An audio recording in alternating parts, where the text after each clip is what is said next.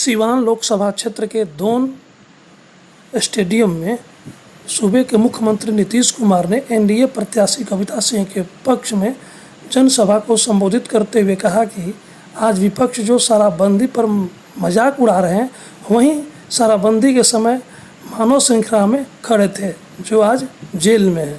उन्होंने कहा कि प्रदेश का चहुमुखी विकास हुआ है, प्रदेश के विकास में केंद्र सरकार का सहयोग मिल रहा है और देश को मोदी की ज़रूरत है और सीवान को कविता की ज़रूरत है। दरौली से अमित पांडे की रिपोर्ट।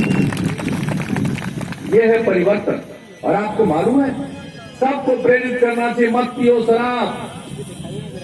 शराब पीना कितना खतरनाक है। यूनाइटेड नेशन का, संयुक्त राष्ट्र का जो विश्व स्वास्थ्य संगठन है, वर्ल्ड हेल्थ ऑर्गेनाइजेशन, उसने दुनिया का अध्ययन किया। 2016 में 2018 में रिपोर्ट प्रकाशित हुई है और उसने कहा कि दुनिया भर में शराब पीने के कारण एक साल में 30 लाख लोग मरते हैं और जितने लोगों की मृत्यु होती है एक साल में, उसका 5.3% शराब के कारण। और कम उम्र के लोग 20 साल से लेकर 39 साल के लोगों की शराब पीने के कारण मृत्यु होती है 13.5%। और इसके समर्थन में 21 जनवरी 2017 को मानव श्रृंखला बनी, दुनिया की सबसे बड़ी मानव श्रृंखला। 4 करोड़ लोगों ने उसमें हिस्सा दिया। और मेरे बगल में जो मानव श्रृंखला में खड़े थे, हाथ थाम करके, आजकल तो अंदर चले गए हैं, लेकिन उनके पार्टी का लोग आजकल मेरे शराबबंदी पर मजाक उड़ा रहे हैं। कमाल लोग हैं। किस बात के लिए मजाक उड़ा रहे हो?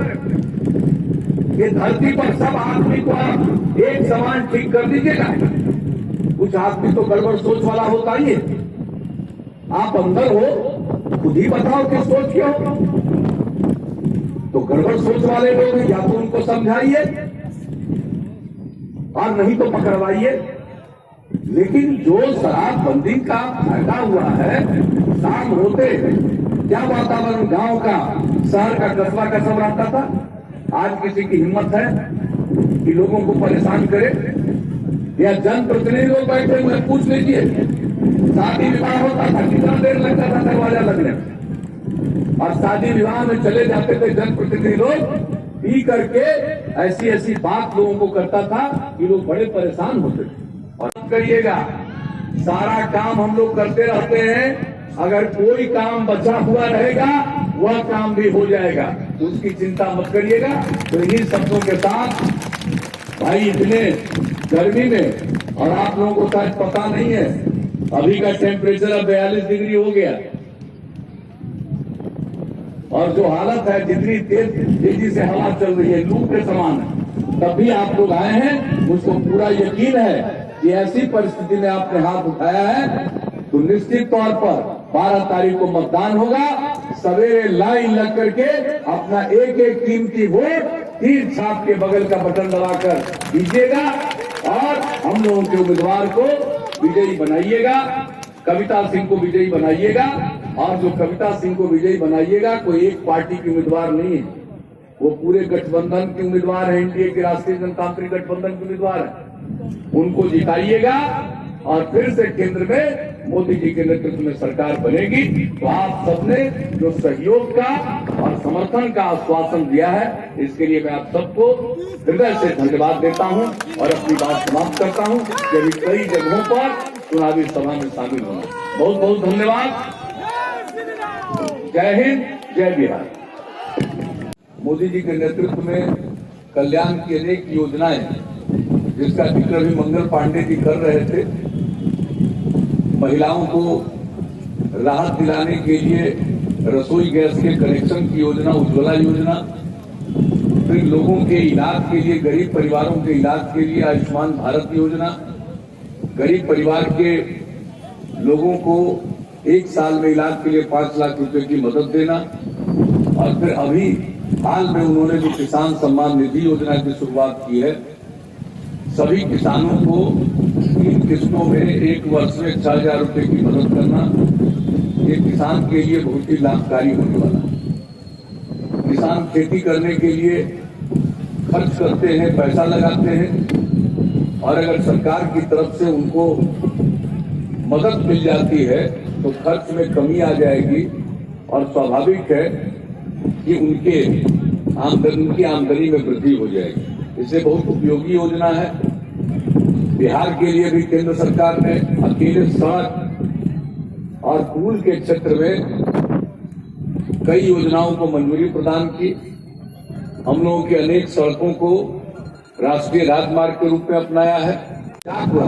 इसलिए हम आप सब लोगों को कहेंगे कि भाई समाज के हर तबके के उत्थान के लिए हम लोगों ने काम किया, हर इलाके के विकास के लिए काम किया, समाज के किसी तबके की उपेक्षा नहीं की। हम लोगों ने जो काम किया 13 साल से, सबके कल्याण के लिए काम किया, चाहे हिंदू हो, मुसलमान हो, किसी भी धर्म मजहब को मानने वाले हो, ऊंची जात के हो, पिछड़े वर्ग के हो, अति पिछड़े वर्ग के हो, दलित हो, महादलित हो, अल्पसंख्यक समाज के हो, महिलाएं हो। और जिस तरह से महिलाओं के सशक्तिकरण की जिसकी हमने चर्चा की, काम किया हम लोगों ने।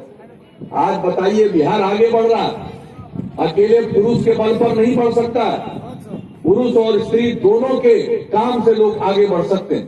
और हमने जिस तरह से महिलाओं को सक्रिय किया, उनका सशक्तिकरण किया, आज आपको मालूम है विकेंद्रित तरीके से बिहार का विकास हो रहा,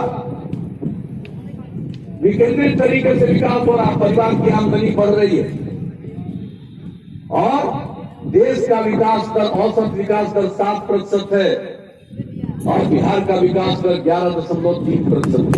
नर नारी सबको मिलाकर हम लोग आगे बढ़ाना चाहिए।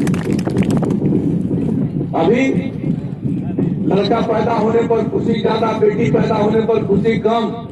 हम तो चाहते हैं बेटी पैदा होने पर भी उतना ही खुश होइए।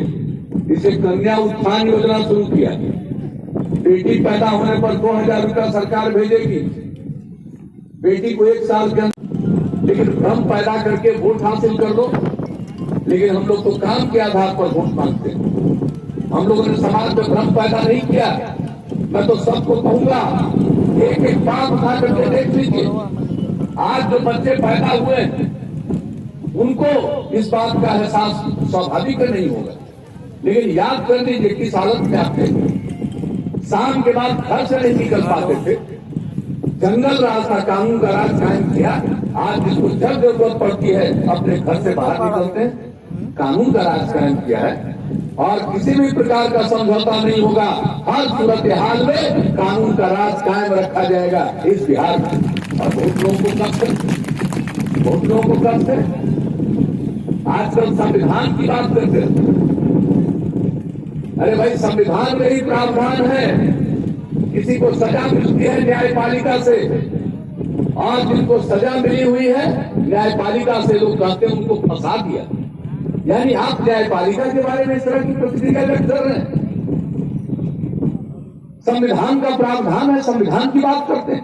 वो स्कूल के बाहर लोग हैं 1% से भी कम, तो समाज में किसके लिए हम लोगों ने काम नहीं किया?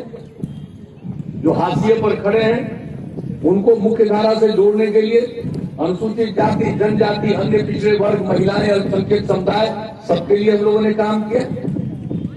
15 साल राज करने का मौका जिनको मिला, आज बहुत सारी बात कर रहे हैं। लेकिन जरा बताइए, पंचायत का चुनाव 2001 में हुआ था, महिलाओं को तो छोड़ दीजिए, अति पिछड़ों को तो छोड़ दीजिए, अनुसूचित जाति, जनजाति को भी आरक्षण नहीं था।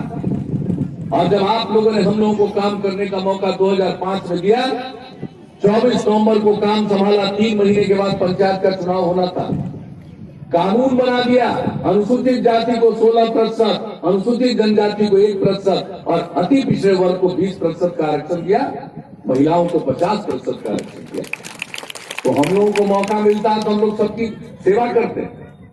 और आज केंद्र सरकार ने संविधान में प्रावधान किया है, जो सवर्ण समाज के गरीब लोग हैं उनको भी आरक्षण मिलेगा और उनके लिए अलग से 10% के आरक्षण की व्यवस्था की। आज भ्रम पैदा करने की कोशिश हो रही है कि अन्य लोगों के आरक्षण पर इससे खतरा होगा। सवाल ही पैदा नहीं हो पाता है जो अनुसूचित जाति, जनजाति और अन्य पिछड़े वर्गों का जो आरक्षण है उसके साथ ये कोई छेड़छाड़ नहीं है। और दुनिया में किसी को इतनी ताकत नहीं है कि अनुसूचित जाति, जनजाति और अन्य पिछड़े वर्गों के आरक्षण को खत्म कर देगा। लेकिन कुछ लोगों का तो काम तो किसी का कुछ कर। पापा सिवान में बड़ा धमाका आ गया है। क्या हुआ? पापा हाई स्पीड अलायंस कंपनी का नेट आ गया है, आज ही लगवाए वरना कहीं छूट न जाए। पापा जल्दी कनेक्शन करवाए और फाइल अपलोड और ऑनलाइन नेट खूब स्पीड में चलाएं। तो आज ही संपर्क करें।